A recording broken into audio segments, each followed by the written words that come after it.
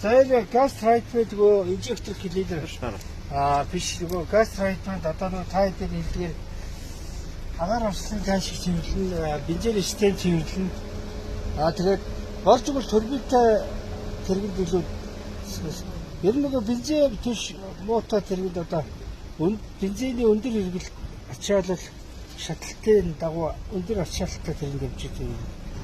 Бас катализатор цэвэрлэх юм биш үү? Тэр бол чи тусдаа цэвэрлэх шиг байдаг тийм. Тэр илгээ чи. Илгээд газ трайтмент энэ.